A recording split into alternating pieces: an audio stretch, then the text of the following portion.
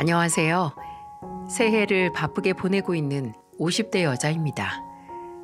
제게는 아주 특별한 인연이 있는데요. 바로 그 인연으로 인해서 저희 가족에게 생긴 아주 충격적인 사건을 여러분에게 소개하고자 이렇게 사연을 보내게 됐습니다. 그 인연은 제가 25살, 지금의 남편을 만나면서 시작이 됐죠. 저희 사촌 언니가 남편과 같은 회사에서 근무 중이었는데 언니는 정말 괜찮은 남자인데 본인은 연하가 취향이 아니라고 소개시켜준 사람이었죠. 그렇게 만난 남편은 고작 연하란 이유로 남자로 안 본 사촌 언니가 막대한 손해를 본 게 아닌가 싶을 정도로 정말 괜찮은 사람이었어요. 웃는 게 참 매력적이었고 매너도 좋았고요. 무엇보다 남편에게 끌렸던 점은 사람이 참 세심하게 챙기더라고요.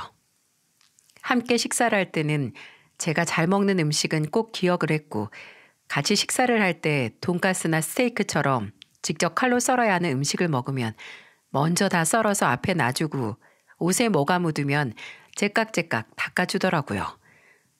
그게 너무 자연스럽고 몸에 배인 배려 같아서 대충 감이 와서 물었죠. 지훈 씨, 혹시 동생 있어요? 네? 아, 티났어요? 맞아요. 사실 고향에 9살 차이 나는 동생이 있어요. 올해 중3인데 저도 모르게 혜민 씨를 제 동생 대하듯 했나 봐요. 남편은 동생 이야기를 제게 트자마자 이런저런 이야기를 해주는데 나이 차이가 많이 나는 동생을 많이 아끼는 게 눈에 보이더라고요. 말로는 사춘기가 늦게 와서 말을 안 듣는다라고 하지만 근데 평소에는 진짜 착해요, 애가. 공부도 잘하고 저번 기말고사에서 반에서 3등 안에 들었더라고요. 라고 말하며 자랑 아닌 자랑을 하더라고요. 그리고 남편이 그렇게 동생을 예뻐한 이유를 저도 상견례 자리에서 실감할 수 있었어요. 상견례 자리에서 처음 본 시동생은 상견례 날이 일요일이었음에도 교복을 잘 갖춰 입고 왔더라고요. 그게 좀 의아해서 물으니까 남편이 장난스럽게 웃으면서 이렇게 말하는 게 아니겠어요? 지성이 제가 혜민 씨한테 잘 보인다고 교복까지 입고 온 거야. 처음 형순이 만나는데 그냥 후드티에 청바지 입고 만날 수 없다고 아침부터 지 교복 셔츠 각 맞춰서 다려서 입었대. 아이, 좀 형. 형의 장난스러운 폭로에 얼굴이 빨개져서 썽을 내는 한참이나 어린 시동생이 어찌나 귀엽던지. 저는 평생 외동으로 좀 외롭게 지내온 터라 그런 형제애가 부럽더라고요. 교복을 갖춰 입은 비밀이 탄로난 시동생은 그 후 식사 자리 내내 저를 쳐다도 못 보더군요. 시아버지께서 지방에서 중학교 교사로 일하시던 터라 남편에게 듣기로는 굉장히 엄격하셨다고 해요. 그래서 남편도 시동생도 뭔가 각 잡혀 보일 정도로 예의가 있었지만 시동생은 그런 시아버지 아래서 자랐다고 해도 그냥 타고난 성격적으로 숫기가 좀 없어 보였어요. 저와 남편이 서울에 살고 시댁은 지방인 만큼 시동생은 거의 명절에만 볼 수 있었는데요. 그렇게 명절에 시동생을 만날 때마다 쿠폰을 모으는 것처럼 소소하게 저를 재밌게 하는 게 있었어요. 바로 낯가리고 숫기 없는 시동생이 점점 저한테 마음을 여는 과정을 지켜보는 거였죠. 처음에는 정말 눈도 잘 안 마주치고 제대로 된 대화도 못 나눴는데 저는 어른으로서 제가 먼저 천천히 다가가야겠다고 생각을 했고 시동생의 생일이면 문화상품권 몇 장을 남편을 통해서 보내주거나 아니면 남편에게서 지성이가 고등학교 들어가서 키가 10cm 컸다더라 라는 말을 들으면 운동화 같은 걸 새로 사서 시댁으로 보내주곤 했습니다. 애들한테는 선물 공세가 잘 먹히니까요. 그랬더니 슬슬 제게 마음을 열더라고요. 제 옆에 먼저 와 앉아서 말을 걸기도 했어요.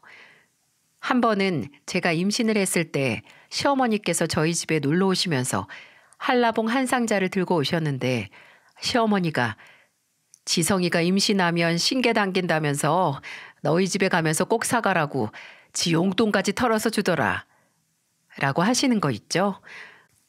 무슨 경계심 많은 길고양이한테 먹이를 주면서 천천히 다가가는 그런 기분도 들었습니다. 그렇게 결혼 후 시간이 지나 눈도 못 마주치던 시동생이 저와 눈 마주치고 10분 이상 대화를 할 정도로 가까워지고 남편과 저 사이에는 남편의 눈썹을 닮고 제 코를 닮은 아들이 태어났어요. 그리고 어느덧 처음 만났을 때는 중학생이었던 시동생이 고등학교를 졸업하고 대학교에 들어갈 나이가 됐습니다. 시동생의 졸업식 날 저도 남편도 남편의 고향으로 갔죠. 졸업식 후에 시동생이 평소 좋아하던 초밥집에서 시동생이 서울에 있는 명문대 합격한 걸 축하했고 한창 대학 이야기를 하고 있는데 남편이 시아버지께 시동생 자취 문제는 어떻게 하실 거냐고 물었어요. 시아버지께서는 담담하게 대답하셨죠. 안 그래도 다음 주에 지성이 학교 근처에 있는 고시원 돌고 오기로 했다. 찾아보니까 많더라고. 새로 올린 건물도 좀 되고 시설이 어디가 좋은지 봐야지. 그 말을 듣는데 정말 고시원이 최선일까 싶더라고요. 시댁 형편을 모르는 건 아니지만 그래도 4년 내내 다닐 학교를 화장실도 부엌도 수십 명의 모르는 사람들과 공용으로 써야 하는 고시원이라니. 그 손바닥만한 방에서 시동생이 지내는 모습을 상상하니 속이 갑갑해졌습니다.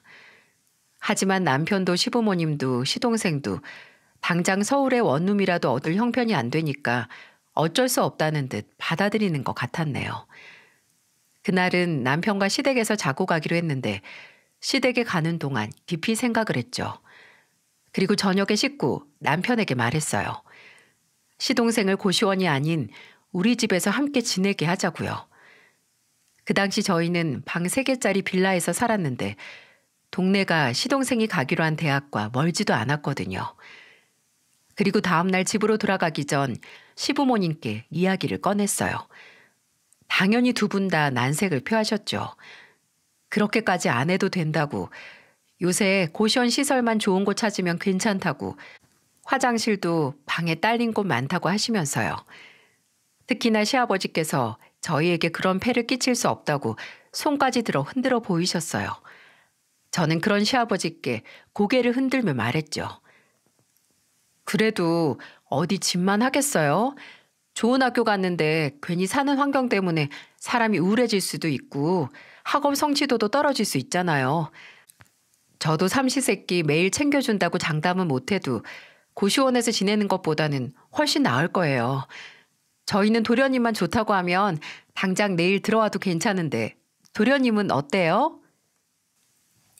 시동생도 가족들 앞에서 괜찮은 척했지만 내심 고시원에 가는 게 썩 달갑진 않았는지 며칠 고민 끝에 저희 집으로 들어와 대학교를 다니기로 결정을 했습니다. 시동생이 짐을 다 옮기기 전 남편과 저는 비어있던 방을 정리해서 시동생이 쓸 가구도 들여놨어요.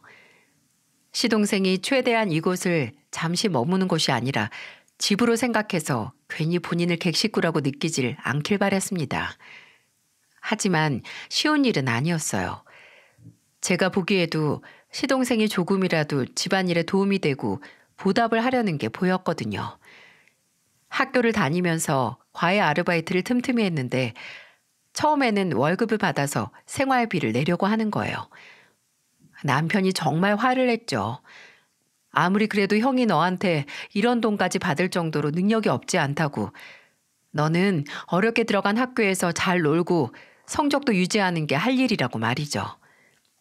근데 그 후로는 생활비를 저나 남편이 안 받을 걸 아니까 이제 직접 음식 재료나 생활용품을 장봐오는 게 아니겠어요? 그 모습을 본 남편은 그래야 본인 마음이 편해서 그런가 보다 하고 그냥 하고 싶은 대로 하게 내버려 두자고 했죠. 또 한 달에 한 번은 저희 아들과 날짜를 정해서 손잡고 동네 큰 문방구에 가서 장난감을 하나씩 사주곤 했어요. 그건 단순히 조카에게 장난감을 사주는 것뿐만이 아니라 은밀한 계약의 일종이었는데요.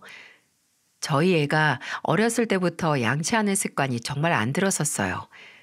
그래서 저도 남편도 자기 전에 칫솔을 들고 아들 입을 열기 위해 한판 전쟁을 치러야 했습니다. 그때 시동생이 제안을 한 거예요. 한 달 동안 매일 빠짐없이 양치를 하면 삼촌이 문구점에 가서 승우가 원하는 거 뭐든 사준다고 말이죠. 그렇게 초코맛, 딸기맛 치약도 먹히지 않던 아들은 시동생과의 약속으로 인해 밥만 먹으면 바로 화장실에 달려가 양치를 했습니다. 이렇게 시동생은 저희 집에 엄청난 도움이 됐는데 본인만 모르는 것 같았어요. 한 번은 남편이 지성이가 학교 끝나고 동기들이랑 술만 마시면 집에 안 들어오는 것 같아. 그제도 술 먹고 들어간다고 동기 자취방에서 자고 간다고 했었잖아. 괜히 술 먹고 집에 들어오면 민폐라고 생각하는 건가? 라고 말하며 좀 서운하다고 하더군요. 형이 동생 술주정 좀 받아줄 수 있지 하고요. 근데 아무리 생각해도 이제 같은 집에 산 지 반년이 넘어가는데도 그렇게 눈치를 보는 게 저 때문인 것 같은 겁니다. 형하고 조카 그리고 형수 중에 가장 불편한 사람이 누구겠어요? 그래도 몇 년 동안 가족으로 살았지만 그래도 형수는 어렵나 보다 싶어서 괜히 시동생과 저 사이에 벽이 더 단단하고 높아진 것 같아서 씁쓸했는데 아직 그 벽이 허물어질 타이밍이 안 온 것일 뿐 불가능한 게 아니더라고요. 그날은 제가 몸 상태가 안 좋아서 밥만 안 치고 바로 약 먹고 잤거든요. 그렇게 땀 쭉 빼면서 자고 있는데 얼마나 잤는지 모르겠지만 귓가에 소음이 들리면서 눈이 먼저 떠지더라고요. 남편은 옆에서 자고 있고 휴대폰을 확인해 보니 밤 11시가 되고 있었죠. 근데 살짝 열린 방문 틈으로 진짜 미세한 빛이 들어오고 뭔가 떨그럭거리고 물소리도 살짝 들리는 게 아니겠어요? 뭐지 싶어서 푹 자서 깨어난 몸을 일으켜 나가봤더니 제가 일찍 잠에 들었음에도 불구하고 거실이 말끔하게 청소가 되어 있더라고요. 밟히는 거 하나 없이 말끔한 거실 바닥을 밟으며 물소리 근원지로 향하는데 주방 불이 켜져 있었고 그곳에는 묵묵히 뒤돌아서서 설거지를 하는 시동생의 등이 보였습니다. 도련님, 이 시간에 뭐해요? 아, 깨셨어요? 혹시 저 때문에 깨셨어요? 조용히 한다고 했는데 그릇 부딪히는 소리가 컸나 봐요. 죄송해요. 얼마 안 남았으니까 빨리 끝낼게요. 아니, 그게 아니고 혹시 거실도 도련님이 치운 거예요? 별로 할 것도 없었어요. 승우가 바닥에 장난감하고 책들만 치웠고 전 걸레질 한번 했는데요, 뭘. 아우, 도련님, 이렇게 안 해도 돼요. 내일 학교 가는 날이잖아요. 과제도 많으면서. 이 정도는 당연히 같이 사는데 저도 해야죠.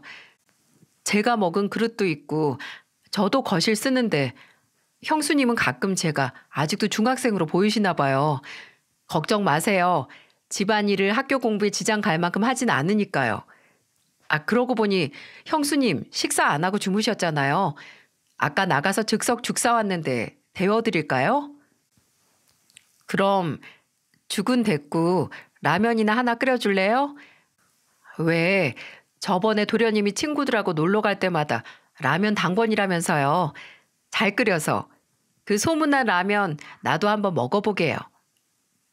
순간 내 쪽에서 시동생을 어린애 취급하고 선을 그었나 싶은 생각에 충동적으로 라면을 끓여달라고 했어요.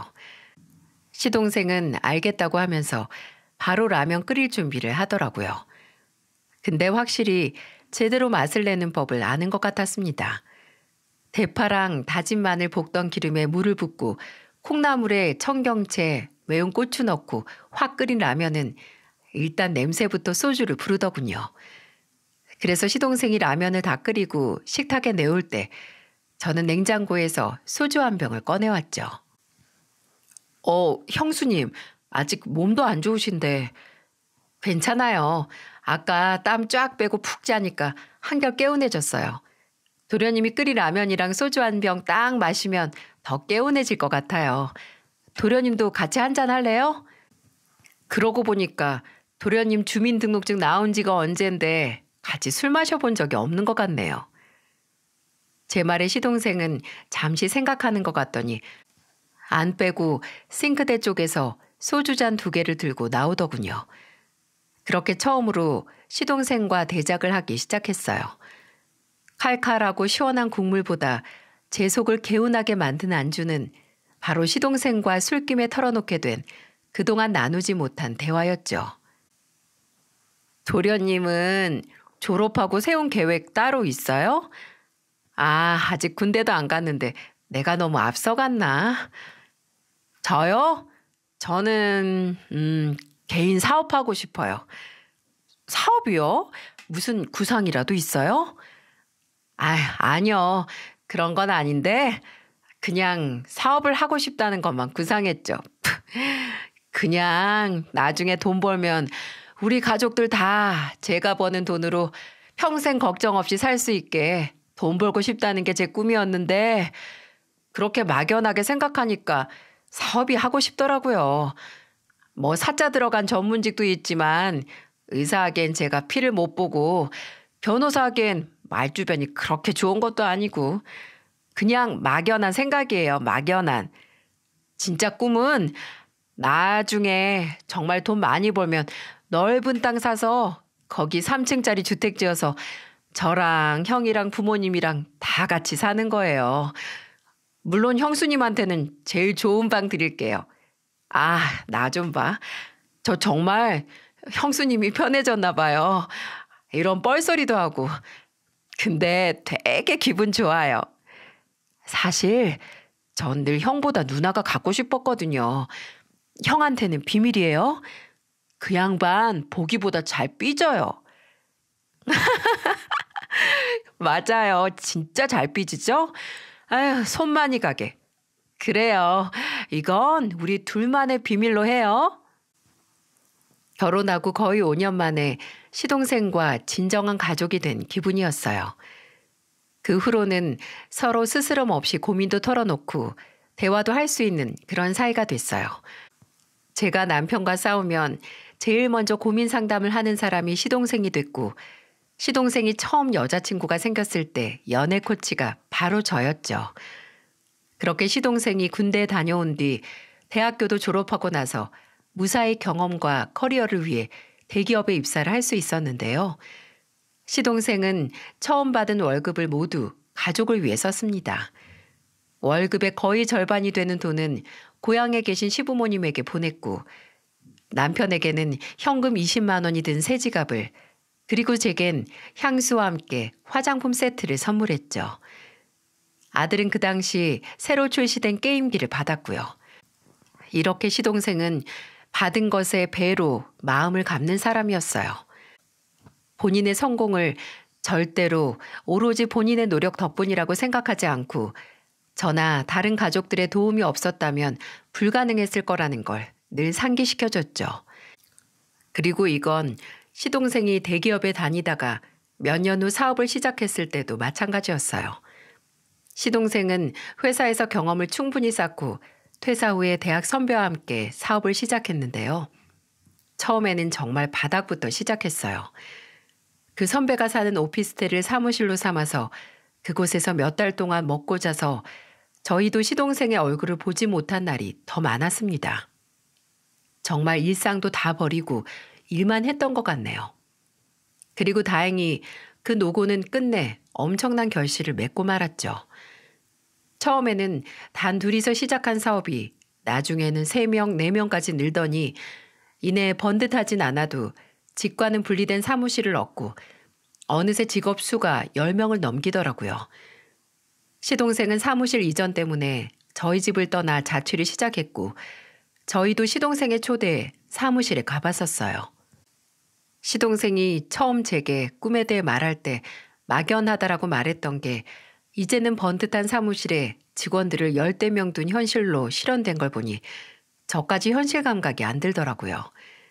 아직도 이게 꿈인지 현실인지 생각을 하게 할 정도로 시동생의 사업은 엄청난 대박을 치게 됐어요. 어느 정도냐면요. 저희 아들이 중학생이었을 무렵 이사를 가야 했거든요.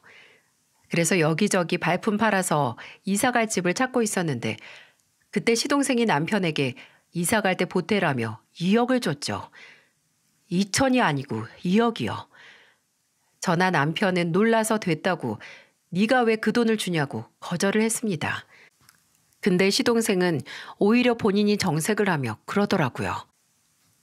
형, 이 정도도 나한테 도움 안 받으면 나 정말 무시하는 거야. 나 예전에 교복 입고 게임하던 어린애 아니야.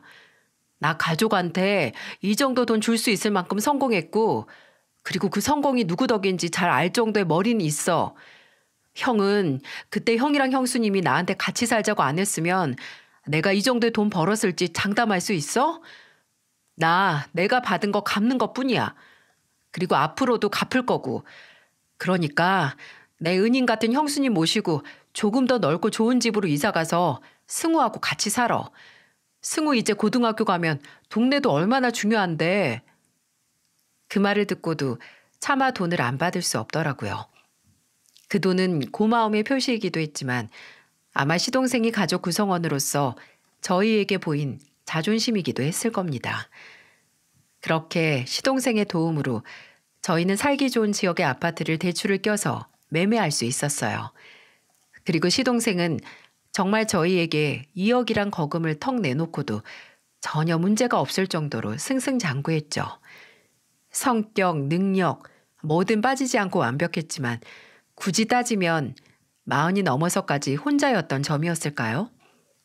원래 20대 후반부터 30을 통째로 본인 회사에 투자했기에 누굴 만날 시간이 없긴 했지만 그래도 시동생이 결혼 생각이 아예 없는 사람은 또 아니었거든요. 언제나 빨리 형처럼 좋은 가정을 꾸리고 싶다고 하고 더 나이 들기 전에 장가가서 아들, 딸 2명은 낳고 싶다고 하기도 했고 농담으로 저나 남편에게 사람 좀 소개시켜 달라고 하기도 했고요. 그렇다고 일을 제외하고 사적으로 밖에 돌아다니면서 사람을 만나는 성격도 아니었네요. 주말마다 저희 집에 놀러와 저녁을 함께 먹거나 아니면 시동생이 본인 집으로 초대해 이런저런 요리를 해서 대접했는데 그럴 때마다 제가 진담 반 농담 반으로 도련님, 언제까지 나한테 도련님 소리 들을래요? 쉰 되기 전에는 서방님 칭호 얻어야 하는 거 아니에요? 주말까지 형하고 노니까 팔자에 여자가 있어도 생길 틈이 없죠. 나가서 또래랑 좀 만나요. 라고 했어요. 그럼 시동생은 박장대소를 하면서 그러게 말입니다, 형수님. 이러다가 할아버지 돼도 도련님 소리 듣겠어요. 저보다 승우가 먼저 장가가는 건 아닌지 몰라요? 라고 했죠. 다행히 시동생은 저희 아들보다는 일찍 결혼을 했습니다. 근데 진짜 다행이었는지가 문제죠. 시동생이 40 초반에 결혼할 여자라고 저에게 소개한 여자는 160cm 후반의 키에 늘씬한 몸매, 웃는 모습이 너무 싱그럽고 예쁜 사람이었어요. 왜 그 사람이 웃으면 나도 모르게 따라 웃는 미소를 갖고 있는 사람 있잖아요. 근데 처음 만나는 사람이 뭔가 낯익어서 만나는 내내 어디서 봤지? 하고 있는데 아니나 다를까 동서의 직업이 TV 광고 모델이었더라고요. 주로 케이블 채널 홈쇼핑 모델로 활동했는데 동서가 형님, 이게 제가 활동했던 사진이에요. 하고 보여주는 사진에 예전에 제가 홀린 데 샀던 자켓 화보도 있더라고요. 그걸 보면서 와, 우리 집안에도 방송물 먹은 사람이 들어오는구나 라는 생각에 연예인 보는 듯 신기하기도 했고 또 애교 많고 부친성 좋고 심지어 외모, 능력 다 되는 동서를 보고 저희 시동생이 드디어 제 짝을 만났구나 하는 생각에 흐뭇하기만 했네요. 근데 단 한 가지 좀 마음에 걸리는 게 있었는데 그때는 그냥 제 착각이겠거니 했어요. 뭔가 동서가 선을 긋는 듯한 겁니다. 사람이 그런 느낌이 있잖아요. 뭔가 대화 중간중간 선을 딱 긋는구나. 뭔가 개인주의적이다 싶은. 근데 뭐 오래된 사이도 아니었고 사람이 다 본인만의 스타일이 있으니 그러려니 했어요. 근데 불행하게도 이 그저 느낌뿐인 제 감상은 앞으로 일어날 대형 사고의 전조 단계였습니다. 시동생은 결혼 후 동서가 원하는 지역으로 옮겨서 신혼생활을 시작했어요. 원래는 저희 집에서 가까운 동네여서 얼굴도 종종 봤었는데 그러질 못해서 서운하다 싶다가도 그래도 무소식이 희소식이겠지. 둘이서 잘 살았으면 좋겠다 싶더라고요.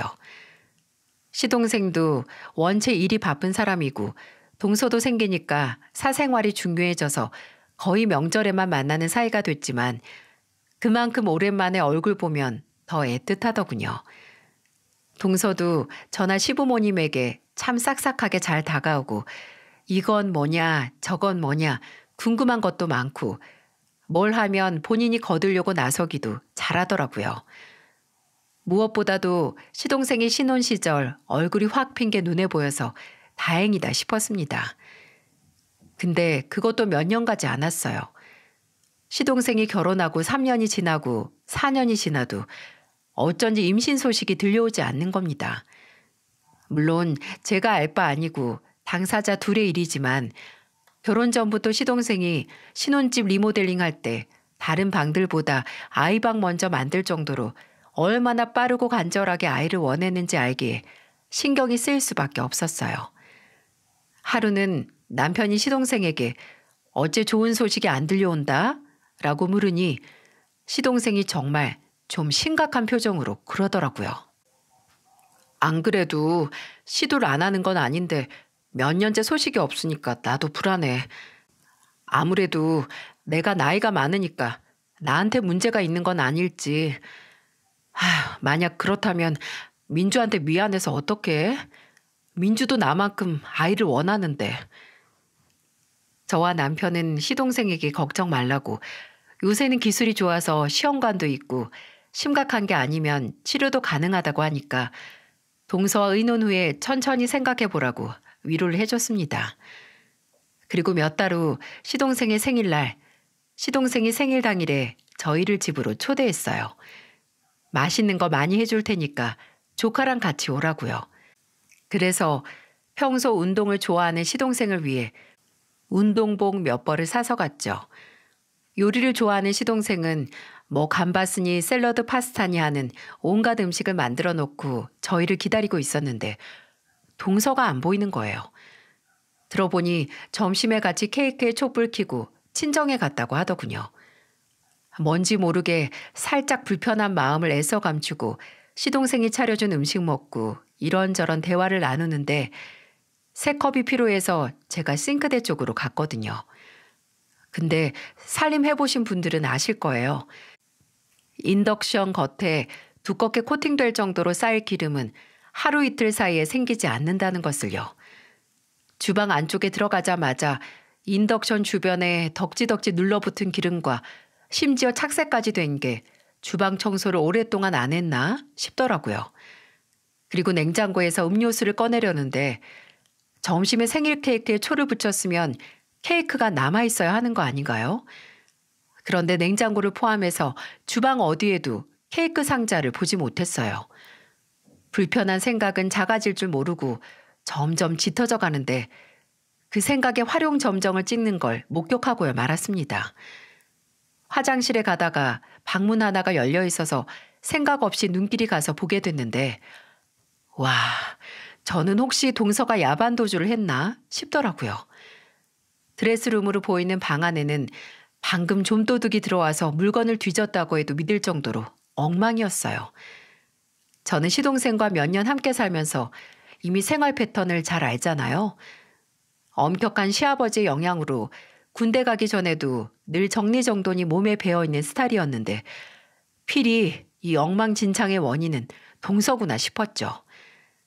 정신이 빠진 얼굴로 너저분한 방을 보고 뒤돌아서려고 하는데 그때 드레스룸 구석에 있는 가득 쌓인 쓰레기통에 아래에 떨어진 무언가가 제 눈에 들어왔어요.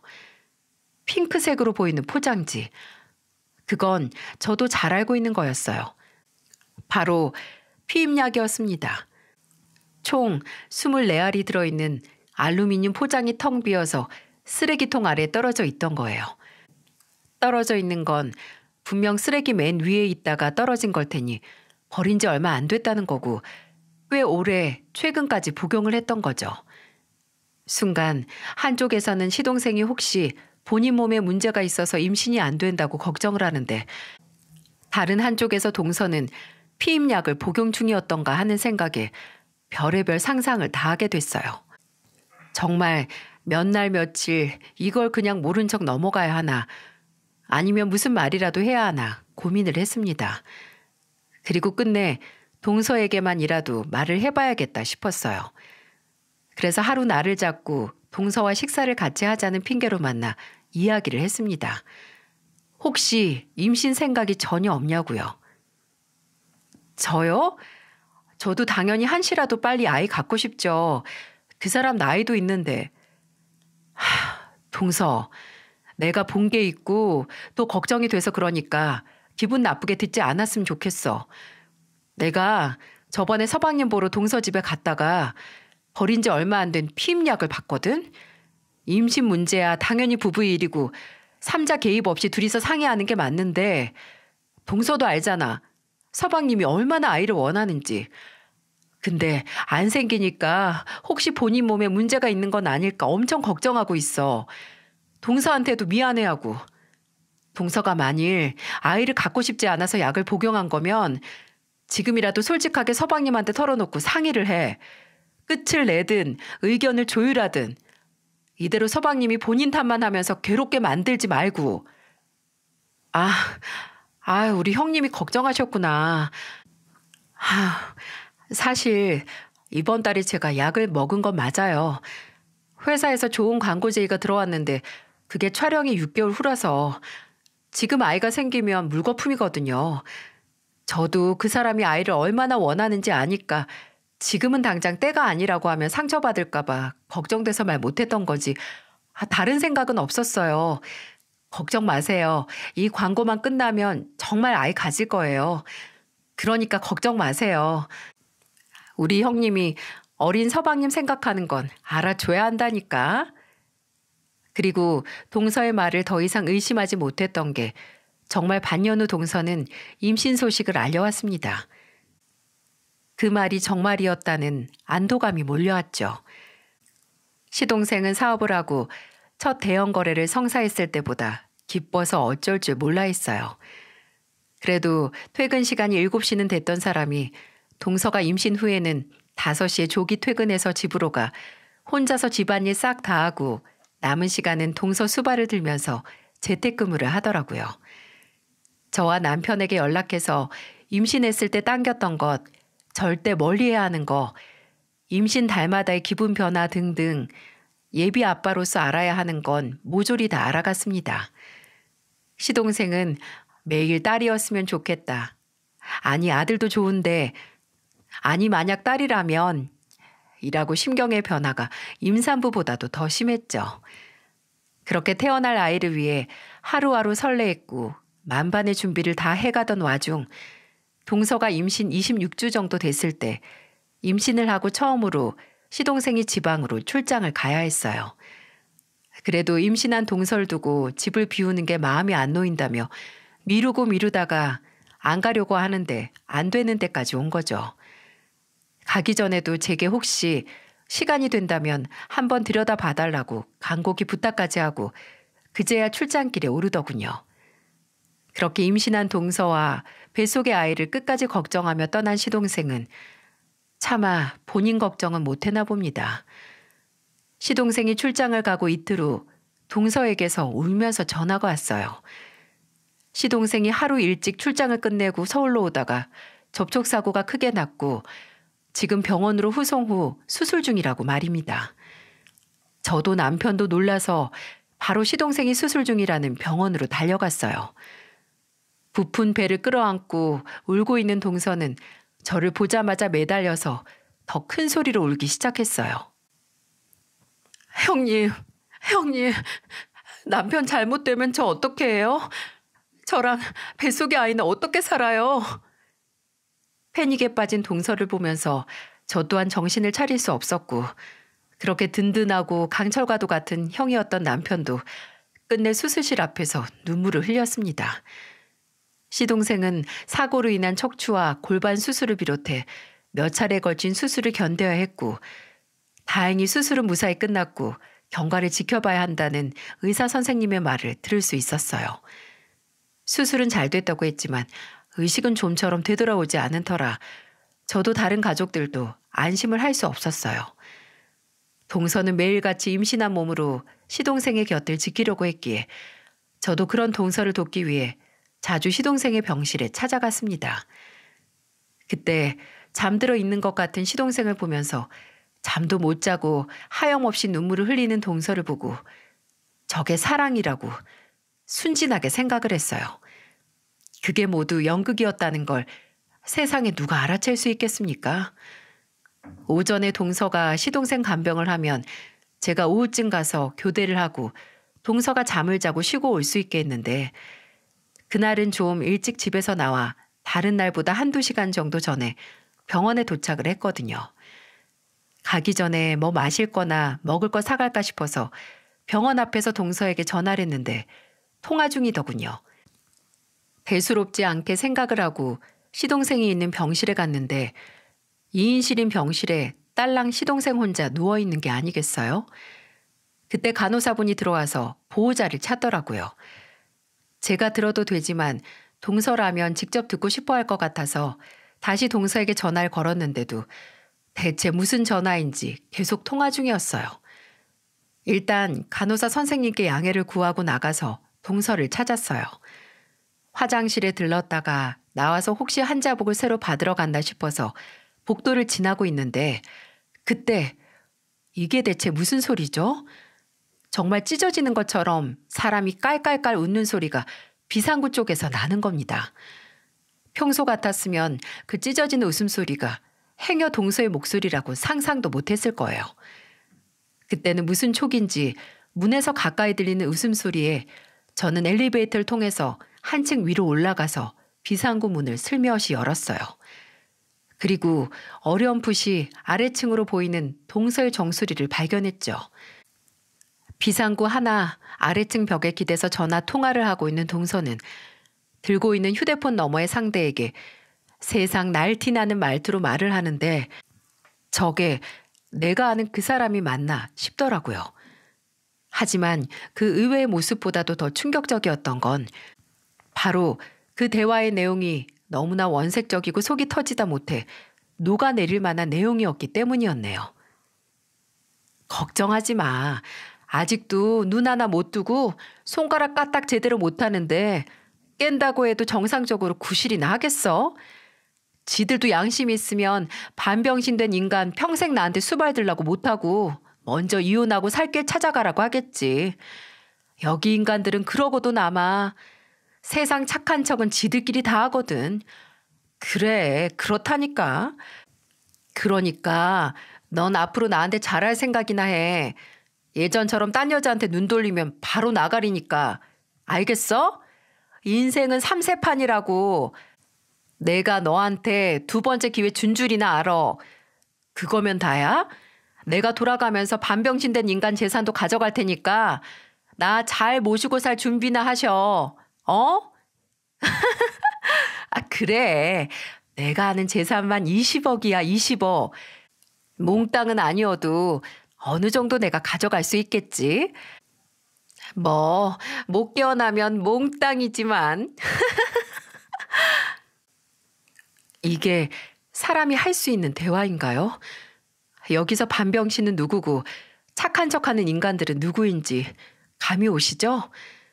착하고 애교 있던 동서는 사실 품 안에 독을 품고 있는 저열한 독사였던 겁니다. 당장 동서가 듣는 귀 상상도 못하고 떠들고 있는 말들을 듣는 것만으로도 후들거리는 다리를 다잡느라 차마 녹음을 하지 못했어요. 그리고 당장 이게 대체 무슨 말이냐고 제가 뛰어든다고 해도 몇 년 동안 저런 모습을 감추고 산 인간이 얼마나 연기를 잘하겠습니까? 그래서 일단 그날은 가만히 잠자코 있었고 뒤에서 저 독사의 독을 몽땅 뽑아내 잡을 계획을 세웠어요. 원래 여우를 잡기 위해서는 여우가 되어야 한다고 하잖아요.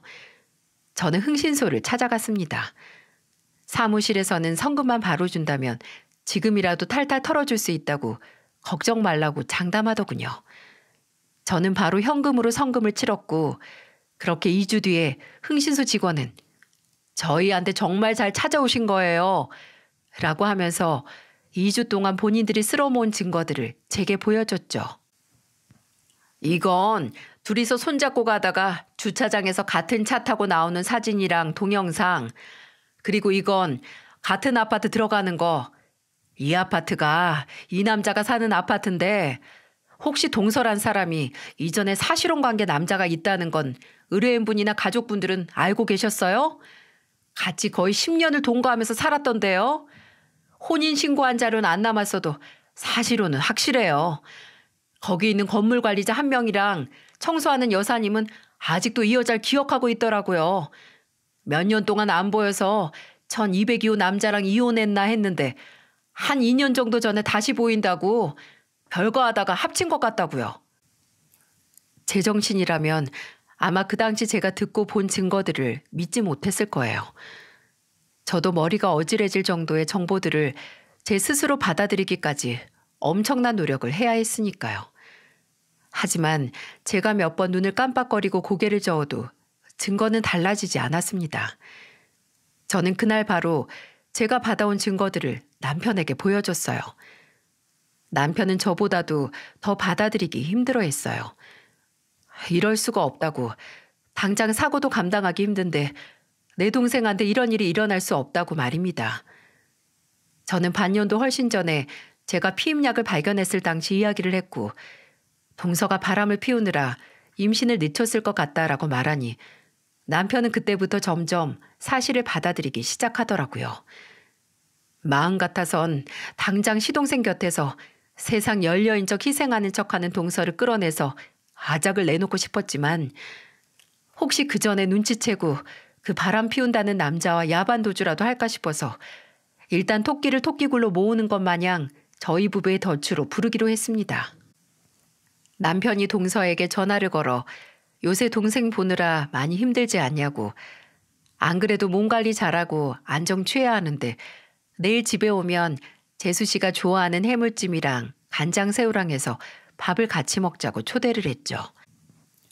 동서는 그저 그 착한 척하는 인간들이 또 착한 척한다고 생각했는지 바로 걸려들더군요. 그래서 병원에는 급하게 구한 간병인을 보내놓고 셋이서 이 중 한 명에게 마지막이 될지도 모르는 만찬을 했습니다. 동서가 저희 집에 오고 한동안은 그 독사가 마음껏 처먹는 꼴을 지켜봤습니다. 그래도 임산부인데 배도 안 채우고 작기 미안하잖아요. 어느 정도 다 먹어갈 때쯤 남편이 먼저 넌지시 말을 꺼냈어요. 재수 씨, 요새 많이 힘들죠? 몸도 무거운데 아픈 사람 간병하느라. 그냥 평범한 사람도 몸이나 정신적으로 어려운 일인데 정말 고생이 많아요. 아휴, 뭐 그렇게까지 힘들지 않아요. 제 남편이고 제 가족인데 당연한 거죠. 그래도 참 가족이어도 대가 없이 이렇게 순수한 마음으로 봉사할 수 있는 게 어렵잖아요. 아니지, 재수 씨 같은 경우에는 20억이나 보장받으니까 당연한 건가? 네? 20억이요? 무슨 20억이요? 반병신 어차피 깨어나도 반병신일 테니 재산의 일부분은 본인 거고 운 좋아서 못 깨어나면 몽땅 본인 거라고 좋아서 떠들었다며? 왜 시침이야? 남편은 침착하게 말하자는 저와의 약속도 있고 화를 참지 못해 폭발하고 말았어요. 그리고 바로 동서에게 증거 자료를 던졌어요. 동서는 여기저기 그 사실혼이었다는 남자와 본인이 여기저기서 찍힌 사진을 떨리는 눈동자로 살피더니 급하게 변명을 하기 시작했어요. 이게 사실은 형님이랑 아주버님께서 이거 보고 무슨 생각하실지 아는데 사실은요. 동서, 괜한 변명하지 말고 사실이나 말해. 우리도 어느 정도 다 알고 지금 동서 부른 거니까 헛수고할 생각하지 말고. 일단 그 언제 태어나도 안 이상할 정도로 큰 뱃속의 아이 누구 아이야? 정말 우리 서방님 애야? 아니면 같이 10년은 살았다는 이 남자애야? 형님, 아무리 그래도 그렇지 어떻게 그런 걸 물으세요? 이 아이는 제 남편애 맞아요. 진짜 누굴 머저리 취급하는 거야? 동서 말처럼 우리가 착한 척할진 몰라도 머리가 동서처럼 비어있는 건 아니거든? 그렇게 약 먹어서 서방님의 임신 안 하려고 했던 사람이 왜 갑자기 애 생겼다고 했겠어? 10년 동안 동거하면서 정든 남자 애 생긴 거라서 못 지운 거 아니야? 아니라니까요. 그리고 막말로 지금 당사자인 남편은 병원에 누워서 정신도 못 차리고 있는데 왜 형님이랑 아주버님이 난리세요? 진짜 오지랖이 태평양이네요. 제가 바람을 피웠든 이 애가 누구 애든 그건 저랑 남편이 알아서 할 일이죠. 이렇게 제3자가 끼어들어서 사람 죽일 듯이 닥달할 게 아니라. 그 순간 이건 우리 일이라는 말이 어찌나 화가 나는지 저는 동서가 임신했다는 사실도 있고 저도 모르게 뺨을 올려붙였습니다. 근데 그때 뺨을 맞은 충격 때문인지 한꺼풀 덮여있던 동서의 두꺼운 낯짝이 벗겨진 것 같았어요. 동서는 악을 쓰면서 제게 휴대폰을 들어보이면서 말했죠. 이게 어디서 손을 들어? 나 모델이야, 이 추녀야. 넌 낯짝이 두들겨 맞든 아니면 피장파장 다를 게 없는지 모르지만 나는 이게 내 밥벌이고 내 자산이란 말이야. 근데 감히 그 재산에 손을 대? 그래, 어디 한번 그 대가 치러봐라. 너 내가 가만 안 둬. 경찰에 확 고소할 테니까. 고소해라, 고소해. 당장 간통죄만 폐지 안 됐으면 콩밥 먹었을 인간이 뭘 잘했다고 큰 소리야? 그리고 네 재산? 그거 어차피 시간만 지나면 똥값 될 거다. 특히나 너같이 인성이 썩어 빠진 애는 그 썩은 인성에서 나는 악취가 밖으로 나와서 밖에 껍데기도 오염시킬 테니까 어디 서방님하고 이혼하고 혼자서 썩은 껍데기 두르고 잘 살아봐라. 그 썩어 빠진 껍데기 덕분에 저는 처음으로 경찰 조사를 받았네요. 참 새로운 경험은 동서라는 인간 때문에 다 해봤습니다. 동서는 눈에 보이는 증거에도 끝까지 시동생이 사고가 난 후에 잠깐 예전 남자를 만난 것뿐 아무 사이도 아니고 뱃속의 아이도 시동생의 아이라고 했지만 그럼 혈액 검사를 통해 유전자 검사를 하자는 저와 남편의 의견은 반색을 하면서 못하겠다고 하더군요. 본인의 무고함을 증명할 수 있는 방법을 거부하다니. 죄가 없다면 과연 이랬을까요? 참으로 씁쓸하고 슬펐던 건 그 사건 후 시동생이 깨어났을 때 시동생에게 이 사실을 알리니 시동생이 크게 놀라지 않았다는 겁니다. 저도 남편도 막 깨어난 지 며칠이 안 돼서 아직 현실이 구분이 안 가나 했는데 사실 동서가 누굴 만나고 있다는 느낌은 임신 소식을 듣기 이전에 본인도 느끼고 있었다는 거예요. 근데 곧바로 동서가 임신 소식을 알려왔고 시동생은 그 임신이 어쩌면 이런 의구심을 잠재우고 다시 새 출발을 할 기회가 아닐까 싶었대요.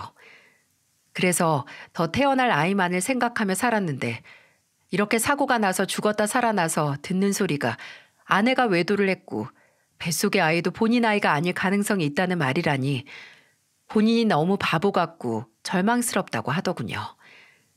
생사의 고비에서 살아난 시동생이 바로 이런 일을 겪어야 하는 게 안타깝고 화가 났어요. 물론 그 분노의 대상은 동서였고요. 동서는 거짓말 조금 보태서 출산을 위해 수술대 위에 눕기 직전까지 이 아이는 시동생의 아이라고 외쳤을 겁니다. 그 전까지 저와 남편의 감시와 만류에도 어떻게든 시동생이 있는 병원에 찾아와 당신 아이 맞다고 난동을 부려서 병원 경비에게 끌려서 쫓겨났었거든요. 시동생은 그 꼴을 보고 침착하게 그래도 바람을 피운 건 맞지 않냐고 아이가 태어나면 그때 이야기하자고 했었죠. 그리고 출산 당일 결과는 어땠을 것 같나요? 동서가 아무리 무고하다 외쳐도 시동생은 이혼 소송을 진행했기에 친자 검사를 할 수밖에 없었는데 아이는 당연히 시동생의 아이가 아니었어요. 10년 동거한 그 남자의 아이일 확률이 높아진 거죠. 이제와 생각해보면 동서도 태어난 아이 친아빠가 누구인지 도박을 한 건 아닌가 싶어요. 동시에 두 남자를 만나고 있었으니 본인도 헷갈릴만 하죠. 시동생은 병원에서 재활 치료를 받으면서 이혼 소송을 진행했고 다행히 동서가 외도를 했다는 명확하고 숨쉬는 증거가 있었기에 이혼은 복잡하지 않게 끝났습니다. 재판장에서 동서는 시동생에게 아이는 아이 아빠에게 맡길 테니까 제발 다시 생각해보라고 매달렸다고 해요. 근데 그걸 듣고 알겠다고 할 모질이가 얼마나 있을까요? 시동생은 가차없이 동서, 아니 그 동서였던 그 머저리를 거의 무일푼으로 집에서 쫓아냈죠. 이건 여담인데 나중에 흥신소에서 추가 정보를 구해와서 제게 연락을 해왔었어요. 제가 흥신소에 의뢰를 하면서 동서의 결혼식 사진을 보여준 적이 있었는데 직원의 조사에 따르면 그 사진 속 동서의 부모님이 동서의 진짜 부모님이 아니라는 겁니다. 무슨 말인고 하니 동서가 따로 구한 대역 아르바이트 배우였다는 거예요. 원래 친정도 저나 시동생에게 말했던 동네가 아니라 한참 떨어진 경기도 외곽 지역이었고 그곳에서 홀어머니가 혼자 사신다고 하네요. 몸이 불편하셔서 집 밖으로도 잘 못 나오신다고요. 진짜 허언증이 심한 사람은 그 거짓말을 본인이 진실인 것 마냥 찰떡같이 믿는 걸 넘어서 아예 그 거짓말로 꾸며진 세상을 본인이 만들어서 그곳에 산다는데 동서가 딱 그 꼴이 아닌가 싶습니다. 마음 같아서는 저와 가족 시동생도 동서였던 인간을 고소해서 지옥을 맛보게 해주고 싶지만 변호사는 위자료 소송 빼곤 마땅히 형사 고소할 건덕지는 없다고 했고 시동생은 재산 분할과 그 상대 남자에게 위자료 소송을 해서 돈을 받아내는 걸로 마무리를 지어야 했습니다. 성엔 차지 않았지만 나중에 혼자 아이 키우면서 분유값도 얻고 기저귀도 쓴 걸 잘라서 또 쓴다고 시동생에게 연락을 해서 돈 좀 보내달라고 매달리는 동서의 소식을 들으니 본인이 판 무덤에 들어가 스스로 지옥을 마땅히 겪고 있는 것 같더라고요. 이혼 후 그 남자하고 사는 건 아닌가 했는데 홀어머니가 사시는 친정으로 갔다는 걸로 봐선 그건 아닌가 봐요. 아마 그 여자가 사고가 난 시동생에게서 어떻게 해서든 돈을 뜯어내 그 남자랑 재결합을 하려고 했는데 무일푼으로 쫓겨났으니 그 돈이 없는 걸 알고 그 남자도 여자를 버린 건 아닌가 싶네요. 그 여자는 시동생을 뜯어내려고 했고 그 남자는 역으로 그 여자에게서 돈을 뜯어내려고 했고 참으로 더러운 순환고리가 아닌가 싶습니다. 다행히 그 고리에서 벗어나 자유를 얻은 시동생은 지금도 남은 재활치료를 해내며 열심히 살고 있어요. 시동생은 이혼 후 제게 다시 도련님으로 불려야겠네요. 라고 쓰게 미소를 지으며 말했는데 그 미소가 너무 외로워 보여서 저는 도련님 소리 입에 잘 안 붙을 것 같은데 시부모님 안 계시면 그냥 나도 지성이라고 부를까요? 라고 장난스럽게 물었어요. 그랬더니 바람 빠지는 소리를 내면서 웃더니 좋다고 하더군요. 그래도 그 사건 후 시동생의 웃음소리를 들을 수 있어서 다행이라는 생각이 들었습니다. 시동생은 신혼집을 정리하고 다시 본인 회사와 저희 집 중간 지점에 있는 지역에 집을 얻어서 살고 있어요. 저도 남편도 이혼 직후에는 자주 찾아갔었는데 이제는 정말 걱정 말라는 시동생의 말을 듣고 한동안 그냥 전화 연락만 하고 했습니다. 그래도 저희가 걱정할까 봐 매번 오늘은 뭘 먹었는지 가족 단체 카톡방에 사진을 찍어서 올리고 이동 중이면 차가 막힌다, 커피를 마시면 커피 마신다 등등 인증 사진을 찍어서 보내고 있습니다. 본인이 겪은 일도 감당하기 벅찰 텐데 걱정할 가족을 위하는 모습만 봐도 시동생은 정말 이런 일을 겪어서는 안 되는 사람이라는 생각만 짙어져 가네요. 아까도 이 기억을 짜내가면서 사연을 써내려 가는데 시동생이 문자를 보냈더라고요. 저녁 뭐 먹을지 골라달라고요. 제육볶음이랑 부대찌개 중 골라달라고 해서 집에 그것보다 맛있는 감자탕이 있으니 먹고 가라고 했네요. 솔직히 말하면 결혼을 하고서도 시동생은 제게 종종 교복을 입고 고개도 못 들던 어린애처럼 느껴질 때가 많았어요. 근데 이제는 큰 인생의 파도를 스스로 묵묵히 넘는 어른이라는 느낌이 커졌습니다. 하지만 혼자의 힘으로 그 큰 파도를 이겨낼 수 없을 테니 저도 다른 가족들도 옆에서 끝까지 남아서 힘을 줘야겠죠. 부디 이 사연을 듣는 많은 분들이 딱 한 번씩이라도 파도를 넘는 제 시동생에게 응원하는 따뜻한 마음을 보내주셨으면 좋겠습니다. 세상 모든 일은 혼자만의 힘으로 해결되는 게 없으니까 저도 구독자 여러분이 그 어떤 인생의 파도가 와도 그 파도를 오히려 즐기고 손쉽게 넘길 수 있도록 기도하겠습니다. 모두 감사합니다.